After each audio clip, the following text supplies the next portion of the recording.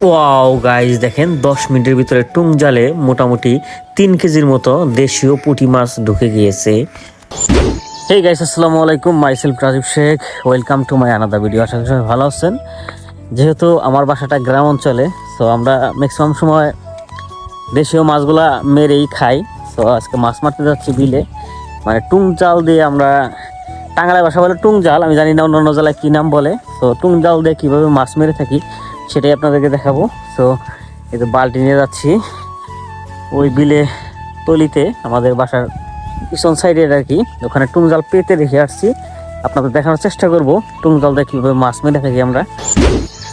ওই দেখা যাচ্ছে ওইখানে আমাদের দুটি টুং জাল পাচ্ছি, নেট দিয়ে বানাইছি। তো টুং জাল দিয়ে আসলে কীভাবে আমরা মাছ মেরে থাকি সেটাই আপনাদের দেখানোর চেষ্টা করব। আমার ভিডিওর সাথে থাকেন।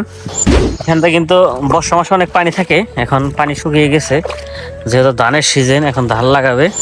এই যে আমাদের টুং জালের কাছাকাছি আমি চলে আসছি। এখন আপনাদেরকে দেখানোর চেষ্টা করব কীভাবে টুং জালে মাছ বেসিক্যালি যেয়ে থাকে। তো দেখেন এই পাশে একটা টুং জাল পাচ্ছে আমাদের।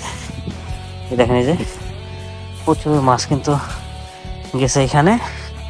প্লাস এই পাশেটা দেখাই, এটার মধ্যে মাছ কিন্তু ফাল পারতেছে অনেক মাছ। দেখেন এই যে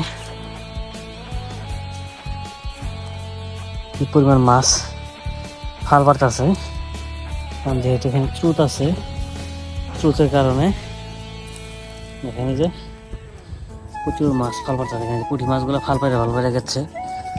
দেখেন এই যে এখানে প্রচুর মাছ আছে, মাছগুলো ফাল পাইরে ঢুকতেছে,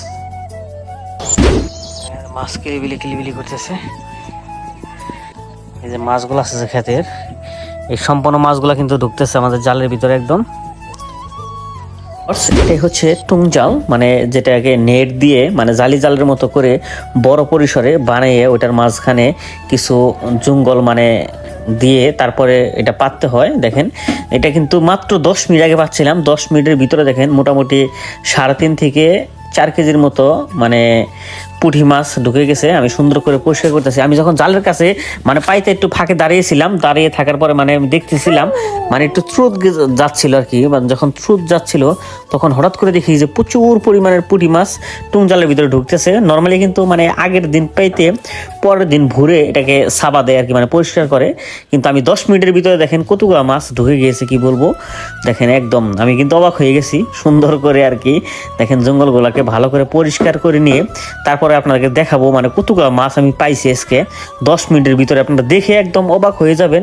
দেখেন যে আমি একটু আপনার ক্যামেরাটা কাছে নিয়ে দেখাই। দেখেন যে ভিউয়ার্স, সো ভিউয়ার্স আমার এই ভিডিওটা যদি ভালো লেগে থাকে আপনাদের কাছে, যারা আমার এই ভিডিওটা ফেসবুকে দেখতেছেন অবশ্যই আমার পেজটাকে ফলো দিয়ে রাখবেন। আর যারা আমার ইউটিউবে দেখতেছেন অবশ্যই আমার ইউটিউব চ্যানেলটাকে সাবস্ক্রাইব করে রাখেন। দেখেন ভিউয়ার্স, ওয়াও গাইস, দেখেন মোটামুটি কিন্তু আমি দেখেন কতগুলা পুঁটি মাছ পাইছি, একদম দেশীয় পুঁটি মাছ, একদম বিলের মাছ। আসলে বিলের মাছ কিন্তু খাইতে অনেকটা সুস্বাদু লাগে। আমি এই মাছগুলাকে মানে বাসায় নিয়ে আমার আম্মা সুন্দর করে ভেজে দেয়। আসলে মায়ের হাতে রান্না এমনিতেই অনেক টেস্টি, তার মধ্যে যদি থাকে বিলের মাছ, একদম বিলের দেশীয় মাছগুলা। দেখেন গাই, সবাইকে অসংখ্য ধন্যবাদ সম্পূর্ণ ভিডিওটা দেখার।